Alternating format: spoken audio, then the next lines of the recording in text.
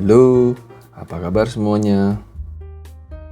Saya harap kalian semua tetap dalam keadaan sehat dan bahagia ya. Kembali lagi bersama kami di Alur Cerita. Film yang kita omongin kali ini berjudul The Hitman's Bodyguard, yang bergenre action dipadu dengan balutan komedi konyol yang sangat menarik untuk disaksikan.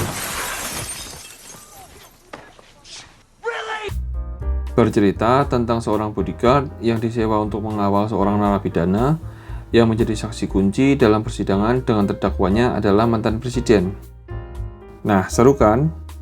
Menariknya lagi, saksi kunci ini diketahui pernah mencoba membunuh sang bodyguard. Akankah mereka berdua dapat akur dan sampai di pengadilan tepat waktu? Tanpa panjang kali lebar, langsung saja kita ke TKP.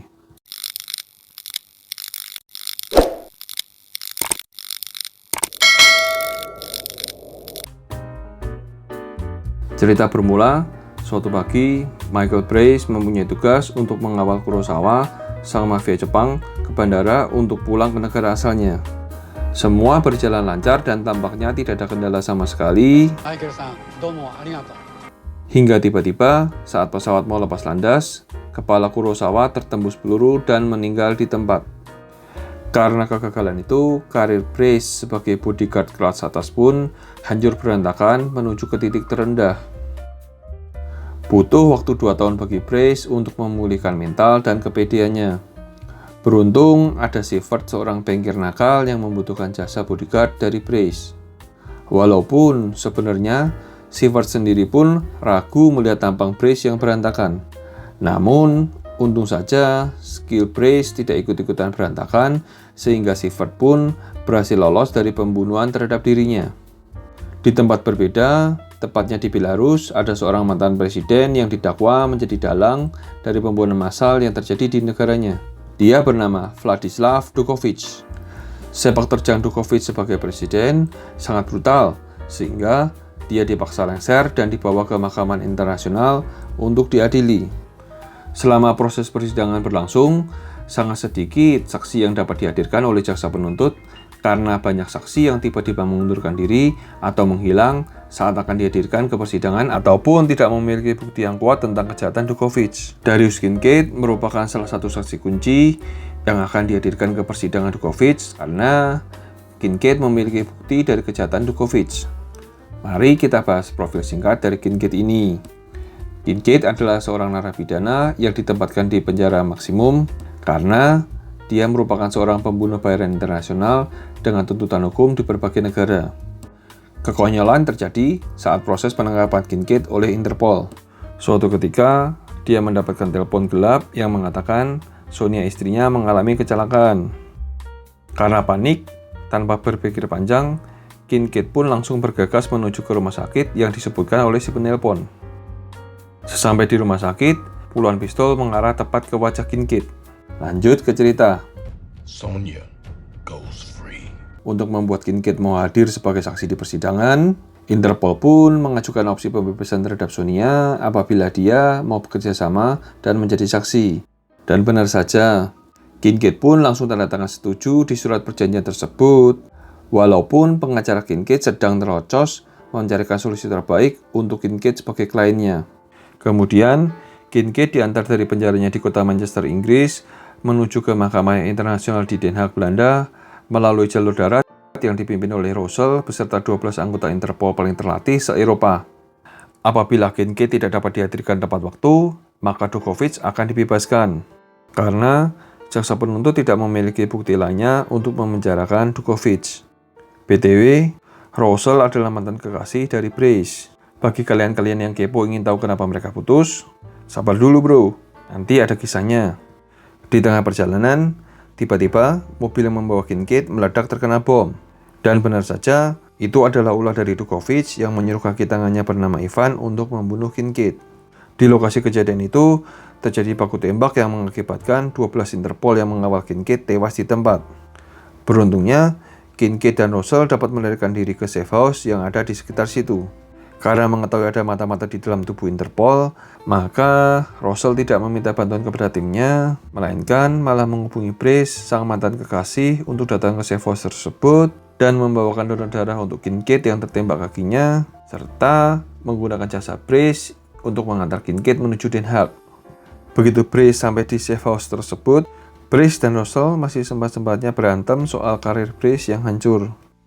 Oh ya nih, bagi tadi yang kepo kenapa Brace dan Russell bisa putus, di sini dijelaskan bahwa karir Brace hancur berantakan karena dia gagal dalam misi mengantar Kurosawa seperti yang kita lihat di awal cerita tadi, dan Brace menuduh Russell lah yang membocorkan informasi tersebut sehingga Kurosawa terbunuh. Selanjutnya, diketahui juga bahwa sejauh ini Kincaid sudah pernah mencoba membunuh Brace sebanyak 27 kali karena profesi yang mereka geluti. Di saat yang sama, ternyata diam-diam asisten direktur Interpol menemui Dukovic untuk meminta bayaran atas informasi yang sudah diberikan tentang rute perjalanan Kincaid. Uang tidak didapat, tangan asisten direktur malah bolong ditusuk pulpen oleh Dukovic karena penyergapannya gagal dan Kincaid masih hidup. Tak lama kemudian, Ivan beserta anak buahnya bergerak menuju ke tempat persembunyian Kincaid dan Brace berkat informasi yang diberikan oleh asisten direktur Interpol. Di sisi lain, Interpol juga mengetahui keberadaan Kincaid dan segera menuju ke lokasi tersebut. Menyadari bahwa tempat persembunyian diketahui oleh pihak Interpol, Brace segera bergegas membawa Kincaid keluar dari tempat itu. Namun, saat hendak keluar lewat pintu belakang, ternyata anak buah Ivan sudah berada di sana. Tanpa berpikir panjang, Kincaid menerobos penjagaan dari anak buah Ivan dan berhasil melumpuhkan kelima orang sekaligus. Kemudian, tanpa sepengetahuan dari Brace, dia mengambil handphone dan senjata dari anak buah Ivan yang dibunuhnya. Karena mendengar beberapa tembakan dari dalam safe house, maka Interpol pun bergegas masuk mencari tahu apa yang terjadi sekaligus mengejar Kincaid dan Brace. Akhirnya, mereka berdua pun berhasil lolos dengan melompat dari atap gedung tersebut. Kemudian, mereka berdua melanjutkan perjalanan menuju Den Haag dengan berganti mobil di sebuah losemen kecil di pinggiran kota. Gara-gara handphone yang dibawa Kincaid tadi, akhirnya Ivan berhasil menemukan dan menyergap mereka berdua, dan terjadilah baku tembak. Walaupun Kincaid dan Brace berhasil mengalahkan mereka, namun mobil yang mereka tumpangi meledak akibat baku tembak tersebut. Mengetahui laki-laki Kincaid dapat lolos dari sergapan anak buahnya dan semakin mendekati Den Haag, Dukovic pun panik dan menyiapkan rencana cadangan terhadap persidangan dirinya yang berlangsung keesokan harinya. Di sisi lain, untung saja ada rombongan biarawati yang sedang melintas dan mau mengantarkan Kincaid dan Brace ke dermaga penyeberangan menuju Amsterdam. Dengan waktu kurang dari 4 jam sebelum jadwal kesaksian Kincaid, akhirnya mereka sampai di Amsterdam dan langsung menuju ke rumah Brace untuk bersiap-siap, kemudian berangkat menuju ke lokasi persidangan. Walaupun Kincaid tahu akan menimbulkan banyak kekacauan nantinya, sebelum dia berangkat ke persidangan, Kincaid tetap nekat pergi dari rumah Brace untuk membeli bunga tulip kesukaan Sonia dan diletakkan di menara gereja yang letaknya tepat menghadap ke kamar Sonia. Sehingga saat Sonia melakukan yoga dan menghadap ke gereja, dia dapat melihat bunga tulip tersebut. Duh, romantis banget ya si Kincaid ini. Saat Brace menjemput Kincaid di gereja, terungkap bahwa Kincaid lah yang membunuh Kurosawa, si mafia Jepang, sehingga karir dan reputasi Brace menjadi hancur. Bukan seperti yang dituduhkan Brace selama ini bahwa Russell lah yang menjadi biang keladinya. Walaupun sempat marah dan meninggalkan Kincaid, namun Brace kembali mengawal Kincaid menuju ke pengadilan.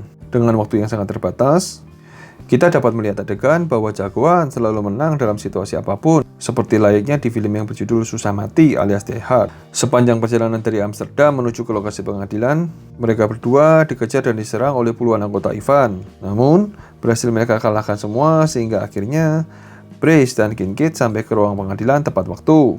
Di saat yang sama, Russell akhirnya menyadari bahwa mata-mata di dalam tubuh Interpol selama ini adalah asisten direktur Interpol alias atasan Russell sendiri. Pada saat Kincaid membeberkan kesaksian dan bukti kejahatan Dukovic selama menjabat sebagai presiden, Dukovic pun melaksanakan rencana cadangannya dan hampir saja berhasil lolos dengan menggunakan helikopter. Namun, Kincaid berhasil mengagalkan rencana pamungkas dari Dukovic tersebut dan melemparkan Dukovic dari lantai atas gedung pengadilan untuk diserahkan pada polisi.